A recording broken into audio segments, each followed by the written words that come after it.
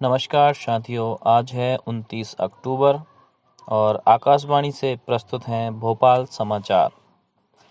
प्रदेश के 28 विधानसभा सीटों के लिए उपचुनाव के प्रचार में तेजी।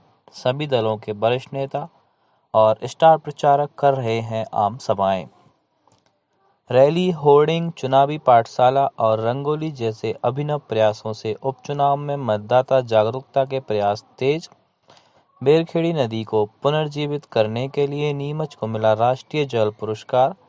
और प्रदेश में रात में बढ़ रही है सर्दी, लेकिन तेज धूप खिलने से दिन का तापमान बना हुआ है सामान्य। मध्य प्रदेश में विधानसभा की 28 सीटों पर हो रहे चुनाव के लिए प्रचार चरम पर है। मध्य प्रदेश उपचुनाव में मतदान के लिए कुछ दिन शेष रह गए हैं। वहीं चुनाव आयोग भी निष्पक्ष चुनाव के साथ साथ अधिकतम मतदान सुनिश्चित कराने के लिए हर संभव प्रयास कर रहा है। हमारे शिवपुरी संवाददाता ने बताया कि नरेंद्र सिंह तोमर ने कल भाजपा उम्मीदवार के पक्ष में आम सभा में हिस्सा लिया। उन्होंने कहा कि लोकतंत्र की मजबूती के लिए सभी को मताधिकार का उपयोग करना चाहिए। उधर शिवपुरी में कल हुई आम सभा में कांग्रेस के स्टार प्रचारक सचिन पायलट ने कहा कि मतदाता के वोट से मनपसंद सरकार का निर्णय हो सकता है। दूसरी ओर छतरपुर संवाददाता ने बताया कि बड़ा मलहरा विधानसभा क्षेत्र में पूर्व मुख्यमंत्री कमलनाथ ने कांग्रेस प्रत्याशी के समर्थन में जनसभा को संबोधित किया। उन्होंने अपनी सरकार के कार्यकाल में किए गए योजनाओं की जानकारी भी दी। वहीं पूर्व मुख्यमंत्री उमा भारती ने ग्वालियर के हजीरा में भाजपा प्रत्याशी प्रद्युम्न सिंह तोमर के समर्थन में जनसभा को संबोधित किया। इसके अलावा विधानसभा क्षेत्र ग्वालियर, ग्वालियर पूर्व और डबरा में प्रत्याशियों द्वारा सघन जनसंपर्क अभियान के साथ नुक्कड़ सभाओं का दौर भी जारी है। भारत ने कोविड-19 से लड़ाई में महत्वपूर्ण उपलब्धि हासिल की है। कोविड से स्वस्थ होने की दर 90.85% हो गई है। इसके साथ ही कोविड-19 महामारी से स्वस्थ लोगों की संख्या करीब 72,60,000 हो गई है। देश में कोविड से स्वस्थ लोगों की संख्या इलाज करा रहे मरीजों से करीब 12 गुना हो चुकी है। पिछले 24 घंटे में करीब 59,000 रोगी स्वस्थ हुए। इस दौरान करीब 44,000 लोगों में संक्रमण की पुष्टि हुई। इस समय 6,10,803 मरीजों का इलाज चल रहा है, जो कुल संक्रमित लोगों का करीब 7.64% है। रोजाना स्वस्थ हो रहे लोगों की संख्या बढ़ने और मृत्यु दर कम बनी रहने के कारण भारत में कोविड मरीजों की संख्या कम करने में मदद मिल रही है। प्रदेश के विधानसभा उपचुनाव में मत प्रतिशत बढ़ाने के लिए विभिन्न गतिविधियां आयोजित की जा रही हैं। इंदौर जिले के सांभर में ग्रामीण महिलाएं रंगोली और मेहंदी बनाकर मतदान का संदेश दे रही हैं। स्वीप अभियान के तहत उपचुनाव वाले विधानसभा क्षेत्रों में चुनाव पाठशाला, मतदाता शपथ जागरूकता, होर्डिंग लगाना, रैली निकालना और बुजुर्ग और दिव्यांग मतदाताओं का सम्मान जैसे कार्यक्रम भी आयोजित किए जा रहे हैं।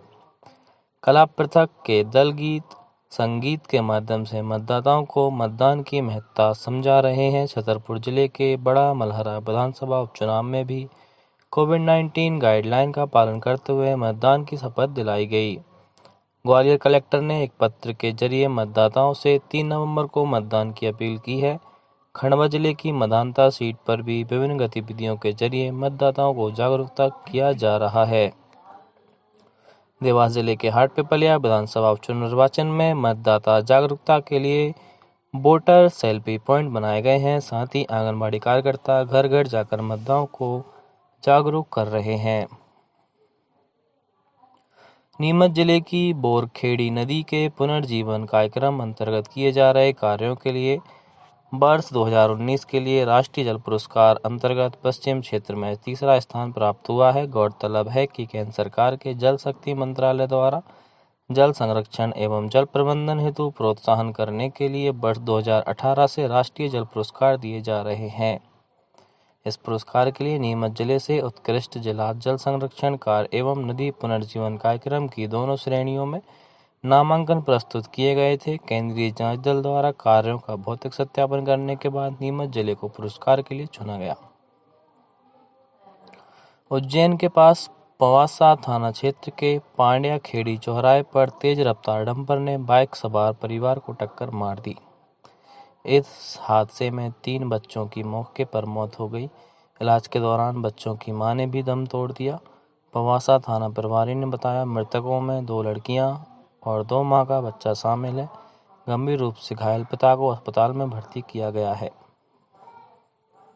प्रदेश में रात के तापमान में लगातार हो रही गिरावट से ठंडक बढ़ती जा रही है, लेकिन दिन में तापमान सामान्य से करीब 2 डिग्री अधिक बना हुआ है। मौसम केंद्र के अनुसार उत्तर भारत में बर्फबारी होने और ठंडी हवा चलने के बाद ही प्रदेश में दिन के तापमान में गिरावट आएगी और दिन में तेज सर्दी पड़ने लगेगी। अधिकांश संभागों में अधिकतम तापमान में कोई विशेष परिवर्तन नहीं हुआ है और सभी जगह आसमान साफ रहने के साथ मौसम सामान्य बना हुआ है। रीवा, शहडोल, सागर और ग्वालियर संभाग में सामान्य से अधिक और शेष संभागों में तापमान सामान्य बना हुआ है। सर्वाधिक अधिकतम तापमान 36 डिग्री सेल्सियस दमोह में दर्ज किया गया। सबसे न्यूनतम तापमान 14 डिग्री सेल्सियस दतिया में रहा। मौसम केंद्र के अनुसार अगले 24 घंटों में प्रदेश के सभी जिलों में मौसम सामान्य रहेगा। अब समाचार संक्षेप में। बिहार विधानसभा की 71 सीटों पर शाम 5 बजे तक मिले आंकड़ों के अनुसार 51.91% मतदान हो चुका था।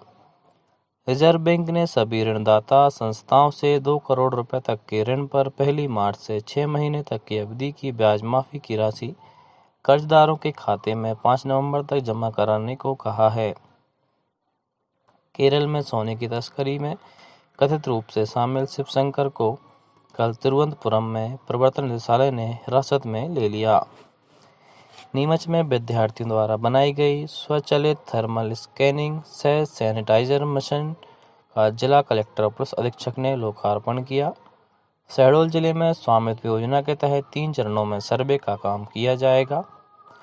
ग्वालियर जिले में जिला कलेक्टर ने धान के अवशेषों नरवाई को खेतों में ही जलाए जाने पर प्रतिबंध लगा दिया है। टीकमगढ़ जिले के सभी लोक सेवा केंद्रों पर आयुष्मान भारत लाभार्थी कार्ड सेवा कल से शुरू कर दी गई और नीमच कृषि विज्ञान केंद्र में 4 नवंबर से मसाला और औषधियां मूल संवर्धन पर प्रशिक्षण कार्यक्रम आयोजन किया जा रहा है। आज की खबरों में इतना ही। अगर वीडियो पसंद आया हो तो चैनल को सब्सक्राइब कीजिए। कल मिलेंगे। धन्यवाद।